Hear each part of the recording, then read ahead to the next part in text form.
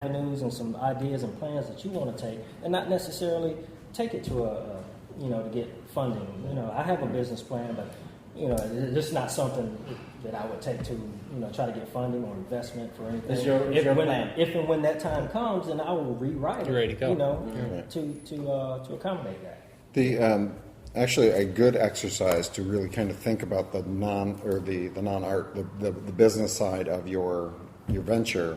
There's a book called Business Model Generation, and it's got a one-page layout it has 9 blocks on it, and you basically go through each block and you say, this is how I'm going to have customer relationships, these are the customers I'm going to go after, this is how I'm going to make money, this is the expenses I'm going to have. Each box has a very specific purpose.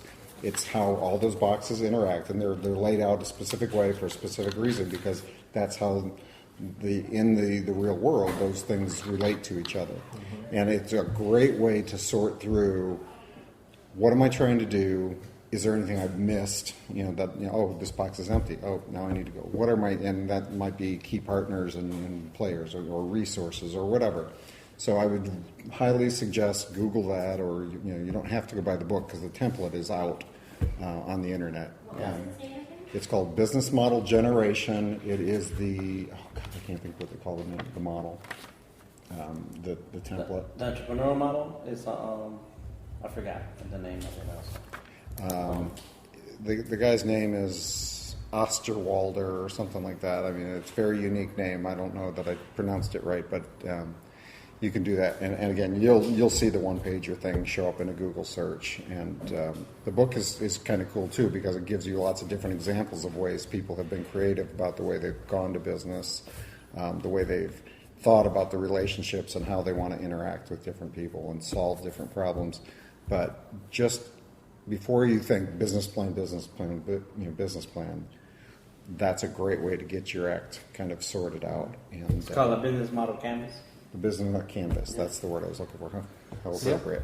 I'd say one last thing would be also like the biggest piece of advice for me, and it might sound very obvious, but is to figure out if you're selling fine artwork or graphic design, what's the least amount of money you can take for a project or for a painting or for a print or whatever it is to pay yourself what you deserve for the work you did, and don't undercut yourself. Because a lot of people out there have it in their minds that artists don't need to pay themselves. Really, they just like for real.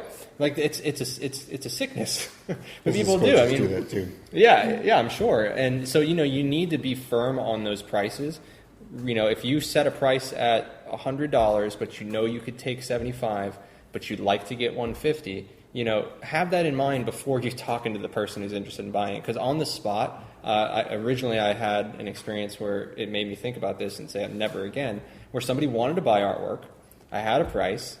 They wanted to offer a little less, but I wasn't really sure what the price point was that I could work with on. So on the spot, I had to figure it out. I sold the work. Later on, I realized, man, I paid for materials and I paid myself $2 an hour. Is that okay? Never okay. So figure it out ahead of time and be confident and be firm on those prices. And, if somebody really wants to work with them, but don't screw yourself in the process. Very good. Well, I think tonight we got a lot of advice a lot of mentor advice and a lot of things to think about. And we want to thank our panelists for that.